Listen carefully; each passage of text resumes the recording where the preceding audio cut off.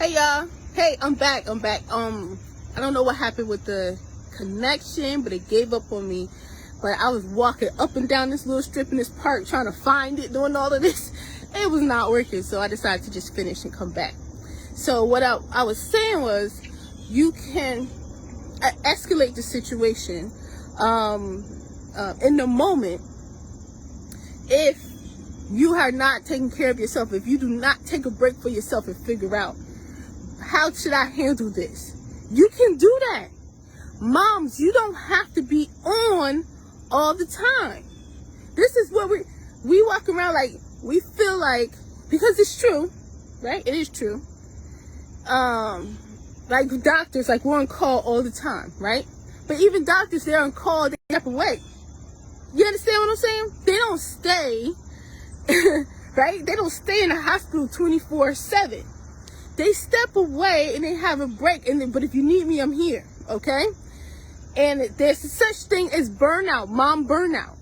Teachers burn out too, okay? We got to take care of ourselves. But in the moment when you're dealing with an issue with your child, that's going to have you yelling and hollering and screaming. Oh, we're back. It's okay to take a break. I really stressed that. I want to stress that this morning while we're in this beautiful park. Isn't it beautiful? Lovely. It's really okay to take a break. You can take a break by leaving the room and calming yourself down.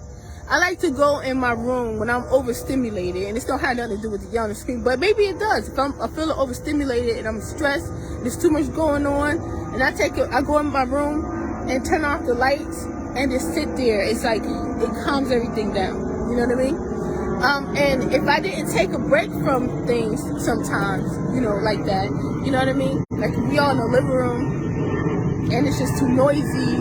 Everybody got this stuff on, watching TV, my husband on his phone, you know what I mean? That kind of stuff. Just go in the room and close the door, turn out the lights. Calm down. Or the kids in the living room watching TV, you need a break. Go in the room, turn off the lights, calm down.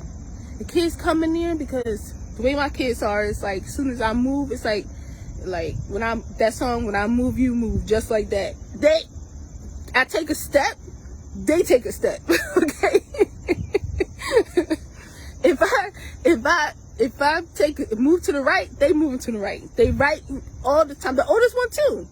If I decide to go for a walk, my oldest one be like, where you going? You know what I mean? So you need a break. It's okay to take a break. It's okay to step away from a tense situation with your child where you don't know what to do in a moment, and your child's not listening, and you about to snap. It's okay to take a break. It's okay to not even talk. It's okay to calm down. But as a matter of fact, silence is good.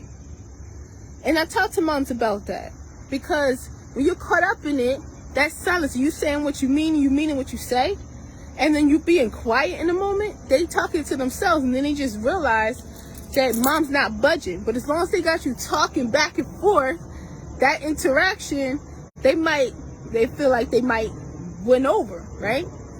And it's not good for you, but it's also not good for them, because a lot of kids get caught up in their behavior cycles. It doesn't feel good. They're in trouble all the time. They're not growing. They're angry, they're irritable, right? And their mind is focused in the wrong direction. And that's going to keep this cycle going. So when we're able to, and this is why I talk about master your child's behavior cycle and your role in it. When we're able to understand our role in our children's behavior cycle, and I don't mean, this is not a blame thing. This is just, usually this happens, and this is how I react, this is how my child reacts, this is what I do next, and this is what my child does next, and this is what I do next. And it's the same thing happening all the time. You have to be aware of that and master it so that you can make some changes in it. Because when you change your interactions, remember, behavior needs an audience to survive and thrive, right? When you change your interaction, your child's behavior changes, okay? Big part of that is taking care of yourself.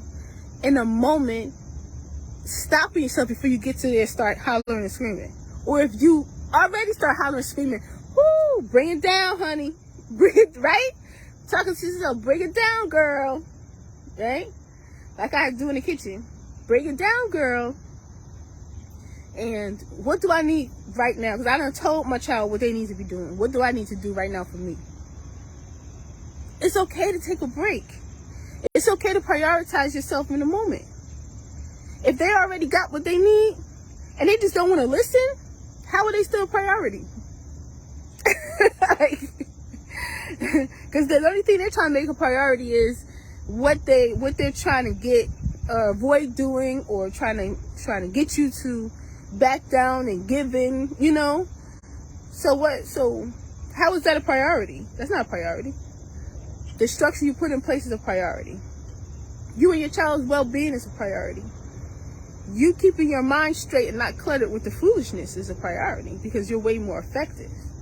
So it's okay to take a break before you start hollering and yelling and hollering. It's okay to, you can, if this works for you, you can have a friend with you in the kitchen that your child can't see, just be talking to her. Your older children might think you crazy. But I'm cool with that. I'm cool with that, okay? And I talked to her a couple of times throughout the day and throughout the week, and then Maya just stopped. She just stopped, okay? So whatever works.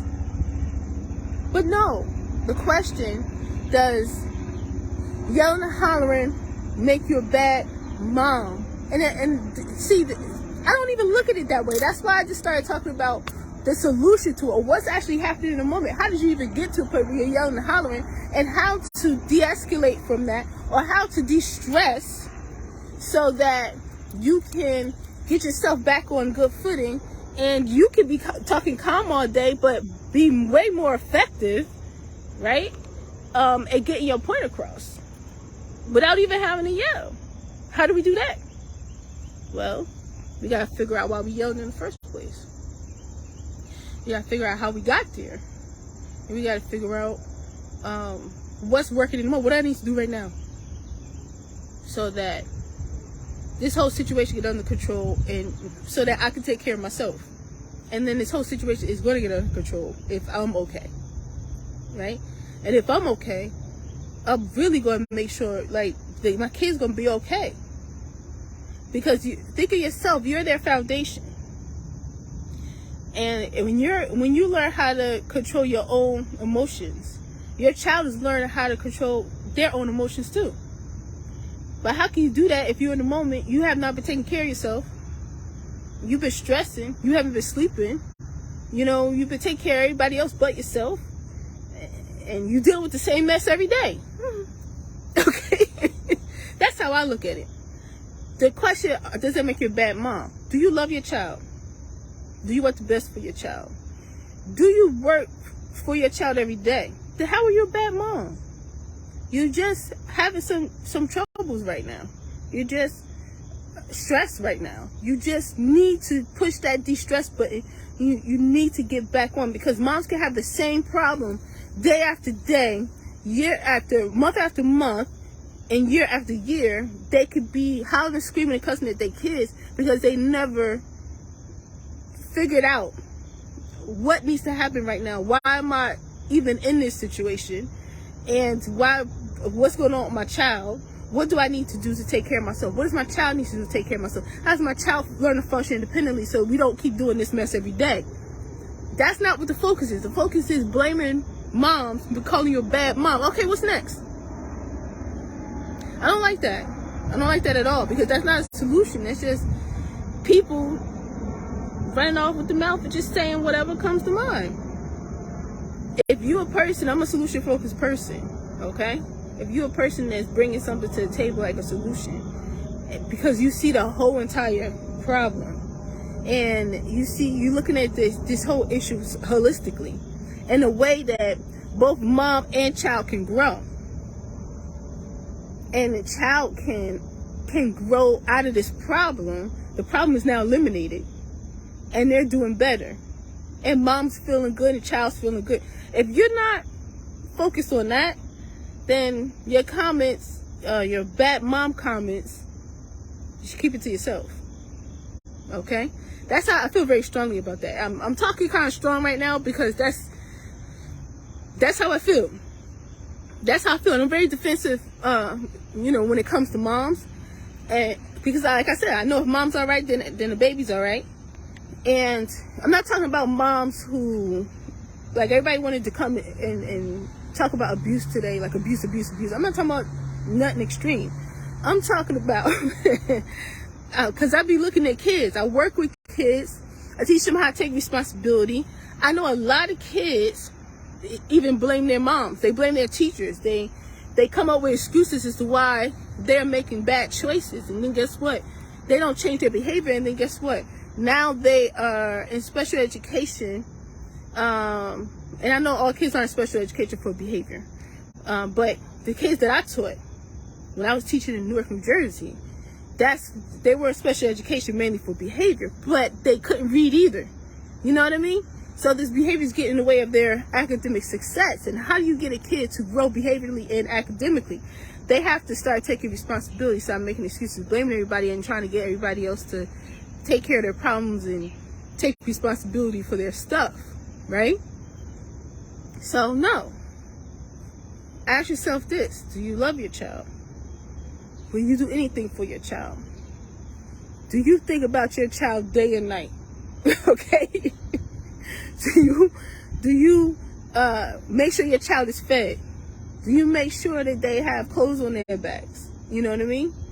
Do you sacrifice your me time for your child all day, every day? Do you even know what me time is? That's the question. How many times, I don't know how many moms I talked to over the years, I asked the question and then a consultation. What do you do for your own self-care? And they always pause, and it's like I was speaking Russian. They like, what? Self-care? For me? You mean for me? Yeah. We talked about your child already. What's up with you? What you doing to take care of yourself? Nothing. Oh, I do. I watch movies with the kids. I'm like, I don't talk about with no kids.